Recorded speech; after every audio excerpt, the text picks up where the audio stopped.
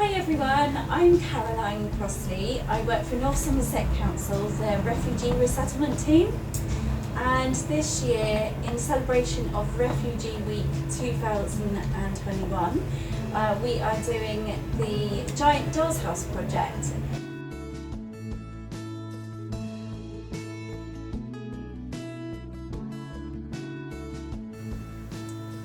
It's been set up in partnership by the Refugee Week and the Giant Doll's House project.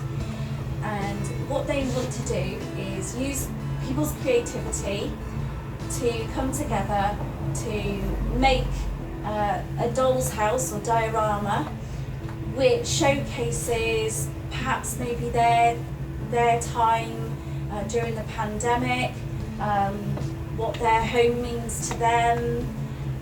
So that's what I'm going to be showing you today.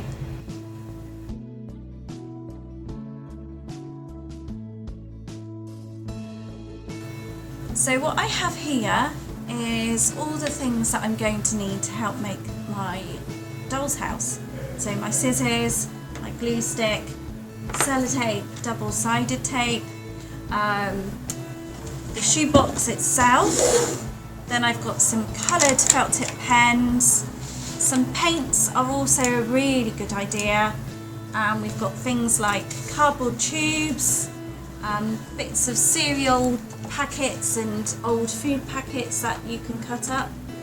I've also managed to find some patterned colourful paper, which you could actually also cut out of magazines if you want to, as well as some fabric as well. Which again you could cut out from old clothes, any bits of old material that you have lying around the house.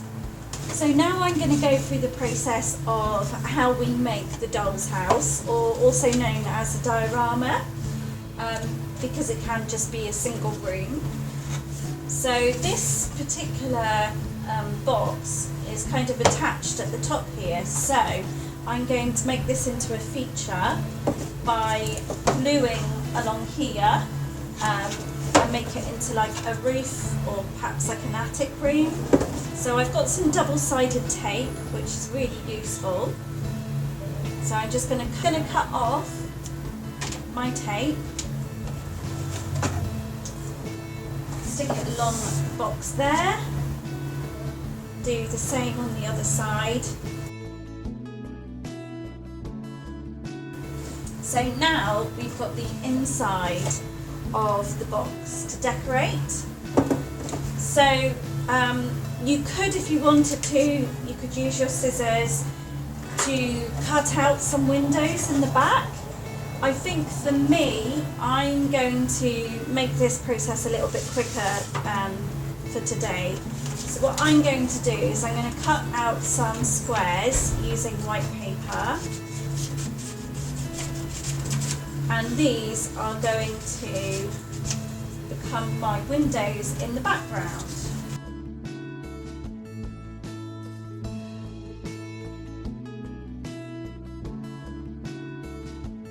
So I've put a couple of very basic windows into the back of the box.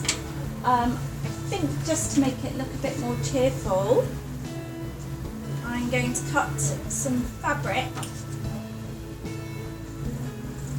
And I would say, if you've got young children doing this, just make sure that they're safe with any sharp scissors or anything like that lying around. Just make sure that they're supervised by an adult.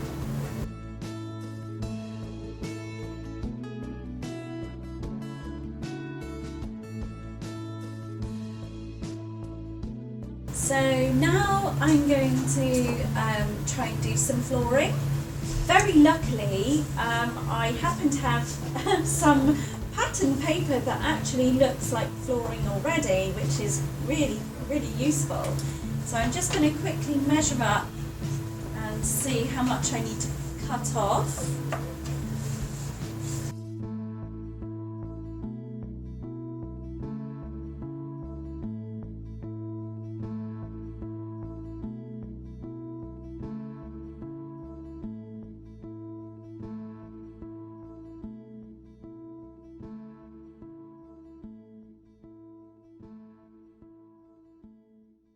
So now we have the flooring, the windows done in the bottom of our house. I thought it might be quite nice to start making some furniture to go inside. So using the old bits of cardboard boxes I had, which is, you know, you can use old cereal boxes, this is an old tea bag box, you know, whatever you can get your hands on. So what I'm going to do is, this one already has some nice creases in it, which I think might be good to make a little table. So what I'm going to do is I'm just going to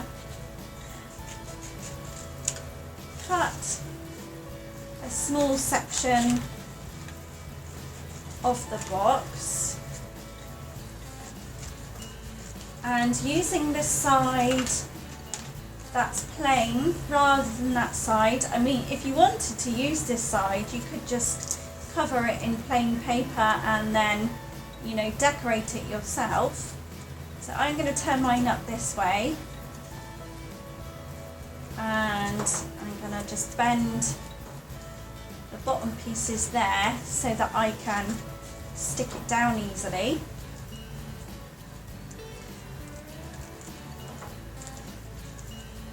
So I think that would make quite a good little table. So using a glue stick, I'm just going to add a piece of glue to the ends,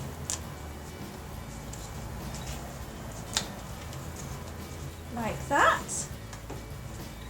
And then I'm going to find a good position in the house to put my little table. So I've decided that I'm going to use this little area as perhaps maybe like a little kitchen. So I'm going to put my little table here. So I'm going to stick that down like that. So that's pretty sturdy.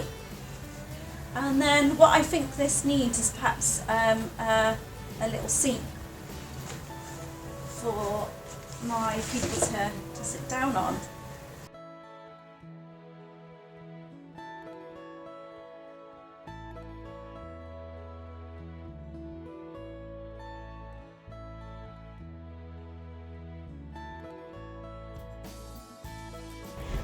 I thought it might be a nice idea to make some little cushions.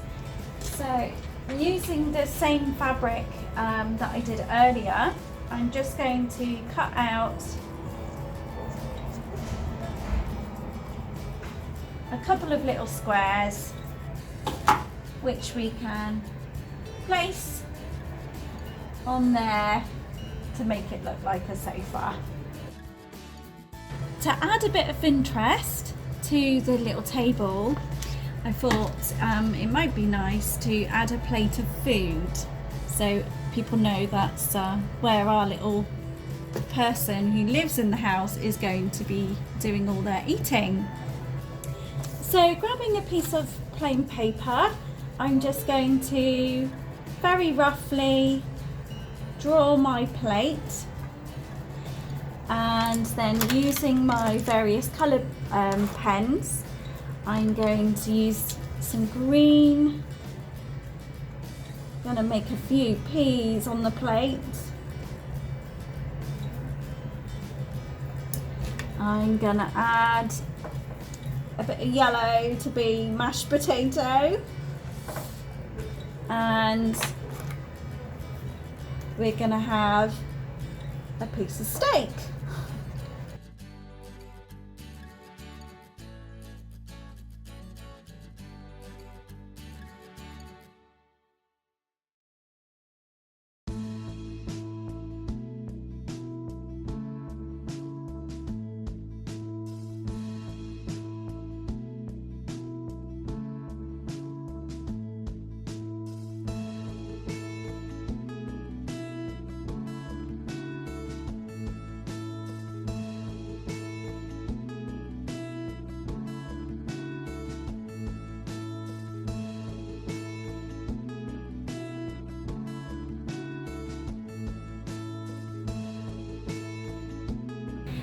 you for watching the video. I really hope you've enjoyed it and you've got lots of ideas to try making your own doll's house.